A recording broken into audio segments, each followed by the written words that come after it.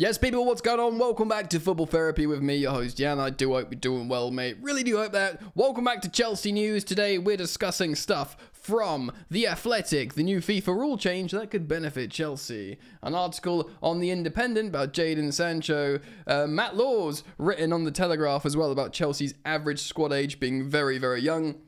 Maybe a little bit as well on Cole Palmer playing left back? Yeah. In the meantime, take a moment, listen to this. A big thank you to Surfshark for sponsoring this video. Surfshark is the best virtual private network VPN, in my opinion, not just because it's super slick and easy to use, but also it has an incredible amount of different servers available in different countries. That's right, a VPN moves your internet's location to different countries, places in the world for different benefits. One, of course, being digital privacy and protection. There's so much fraud out there, those data pirates, those fraudulent nasty men trying to steal your details. With just the simple click of a finger, utilizing Surfshark, you can protect yourself and your privacy when you browse the internet. Important. But I like to remind you guys, it's not just about protecting yourself, it's about unlocking entertainment. I'm sure almost all of you out there have experienced a video that's been locked to your location. Well, with just the click of a finger, you can utilize Surfshark to move your internet's current location to the desired destination where the media is then unlocked. It happens in seconds. It makes you feel digitally powerful. It's not just about opening and unlocking one video. You can unlock catalogs of TV series and indeed films like on Netflix. I often jump between the UK and the USA library of Netflix, which affords me a much bigger library of content to browse, and it's just lovely. Thanks, Surfshark. If you head over to surfshark.com/football, you will get 4 months free when you sign up for Surfshark. That's right, a pretty darn good deal. Head over to surfshark.com/football for 4 months free when you sign up. Alternatively, just click the link in the top of the description and join the VPN revolution. Peace. Thank you, Surfshark. Right, let's get into it. Okay, gang, this is a lot to take in today, so thank you for joining me. We are going to be talking about a few articles here. The FIFA rule change, the Matt Law article, we'll read a bit of that, not maybe all of it. And Lee Carsley, of course, is named his England squad. He's spoken about Jadon Sancho, which is relevant because Jadon Sancho is playing really, really well. 3 assists in 3 games, winning a penalty as well. Just genuinely opening up Chelsea's left-hand side, which we haven't had in a long, long time. Really, really important. So we'll speak about that as well. I do want to reference some stuff here that Lee Carsley has said. This is coming from via Miguel Delaney. And I'm sorry. He's speaking about left back and if Trent can play left back. He went, yeah, Trent Alexander-Arnold can play left back at left back. Yeah. Bukayo Saka can play there, which we've seen, left wing back as well. Cole Palmer can play there. So there's quite a few, obviously, in that positions. Hold on. Cole Palmer at left back. That should, and probably is, considered a war crime. Cole Palmer needs to be... I mean, look, Cole Palmer's best role is apparently where Enzo Maresca's managed to put him. I'm just going to turn the aperture down a little bit. Oh, that's nicer. I look less ghoulish. Yeah, Cole Palmer is a number 10, essentially, but to really get the most out of him, you want to be playing him in that sort of right-hand side half space, which seemingly perfect for Enzo Maresca's Chelsea. But, you know, failing that, you play him as a number 10, or you play him as a right winger. You do not play Cole Palmer at left back. Like, I was just getting excited, well, not excited, but like quietly confident about Lee Carsley and what he could do with, personally, Chelsea, England. But he's coming out with stuff like that. I think he would get chased out of Wembley by England fans should he do that.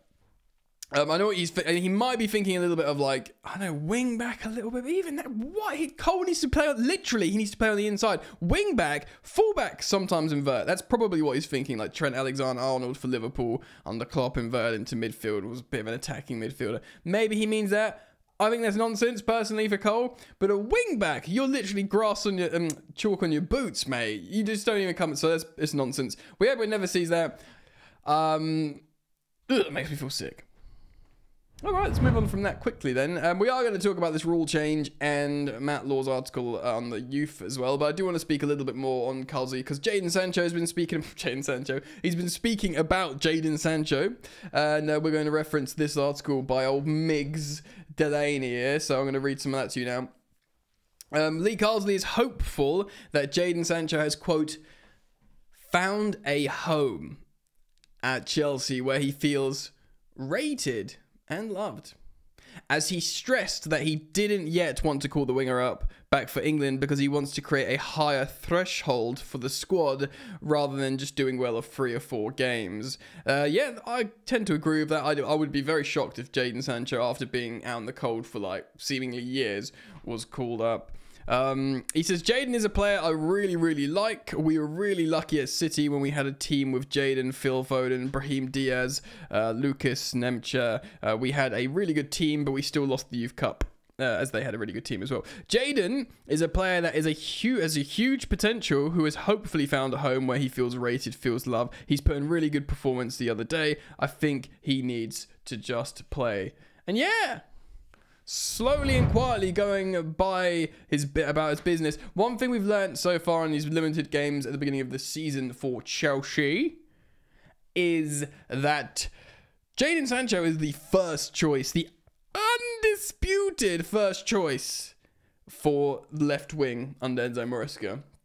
Mudryk, it's nice he got another assist. It's nice he can do little bits against Barrow and Ghent or whatever, and hopefully he can just get it. And we were all hoping for that. But we all thought, before Sancho signed, of course, when Neto was signed, when Neto joined in the summer, we were like, well, he's going to play left wing. We know he can play on both sides, but he's going to play on left wing. Noni's going to play on the right. Cole's going to play in the middle. And Neto's going to play on the left because Mudryk ain't it. One thing hasn't changed. Well, for the moment, Mudryk ain't it. One thing hasn't changed, Mudryk, again, quietly hoping he develops. Everyone wants him to do well, let's be real. No one wants him to fail. We want Chelsea to succeed. We want Mudryk to succeed. But for the moment, it was like, yeah, it's not him. And then, of course, Jadon Sancho arrived, who makes you think even more. The Man United signed this guy to play on the right wing, and it's just not his vibe.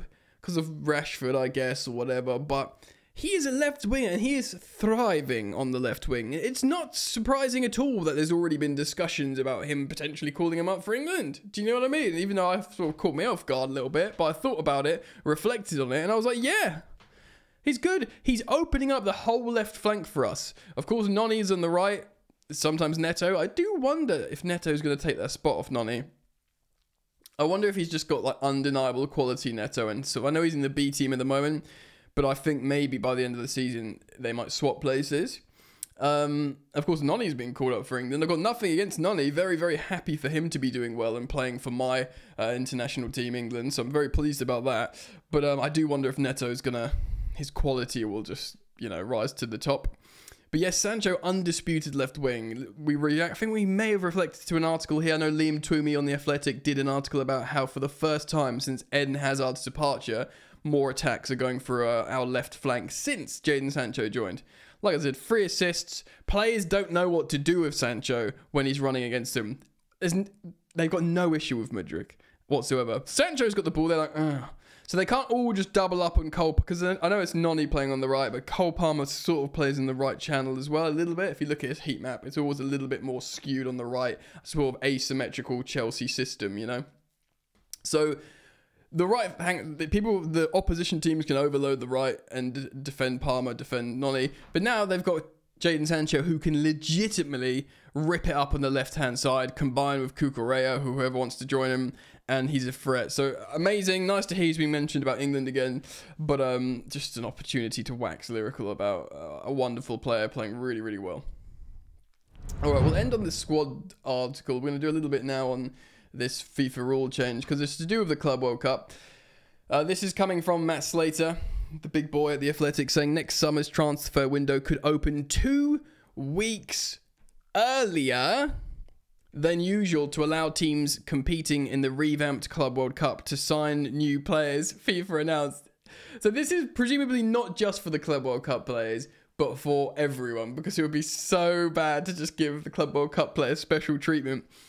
But you wouldn't put it past FIFA because it's their competition that they're trying to juice up. So there was a council meeting, and they there's a proposal to give national associations an option of, quote, exceptional registration window from June the 1st to June the 10th, which would close 5 days before the start of the tournament in the United States. Right, so this is a transfer window, but what this also would do would give players, clubs, opportunities to register players. So I think, if I'm correct, which I suppose often might not be, that this will give Chelsea the opportunity to register Kendry Páez and Esteval Willian in time for the Club World Cup. So they can play, they can, you know, but essentially this season, it feels crazy to say that, you know, Esteval's absolutely tearing up in Brazil. They could play for Chelsea this season in the Club World Cup at the end, which is of course annexed on the end of the campaign, which is just, I know people are torn on this. Like, a lot of people think it's too much football, it's a silly competition. I'm reserving my judgment, as I am on the new European competition formats like the Champions League, Europa Conference and stuff. The thing is, I like the Club World Cup. I liked it before because it's an opportunity to play big teams from around the globe that are really, really big with really big followings, like, you know, Palmeiras, who of course Esteval's at, and you know, massive Saudi sides. There is big following of Saudi football. And it's kind of like they've kind of get this like Champions League style. It's kind of a cool idea because there are massive followings, massive footballing cultures around the world, and to get them to play Chelsea, and it's not just us and mixing, you know, your Real Madrids and Man Cities in there. It could be great, it could be terrible, and it could be like just an overload and red zoning players. But I am excited to see it, and I want Chelsea to freaking win it. So because it will be exciting at the end of the season. You'll end the season on the highest of highs. You know, you'll be like, yeah, we're the best. See you later. Let's all go for our summer holidays now. So I'm keen. And if we can, like, you know, have these like young superstars join us and join the squad. I don't know how they'll have time to be integrated into Chelsea's football, Enzo Maresca's football. Touch wood, Enzo Maresca will still be with Chelsea. It'd have to be disastrous for him to be sacked now. But yeah, the rule change could benefit clubs like Chelsea. Let me know what you think. Let's move on.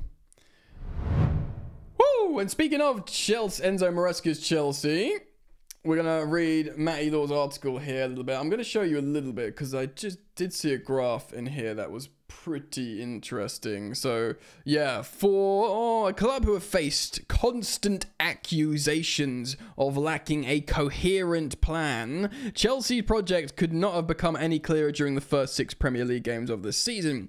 Chelsea have named the youngest top-flight team in all 6 match weeks ahead of their 7th game against Nottingham Forest on Sunday. The plan is there in black and white.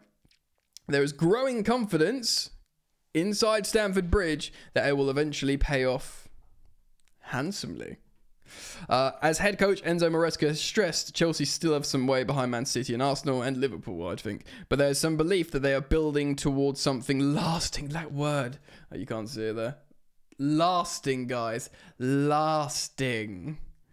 We've never had anything lasting.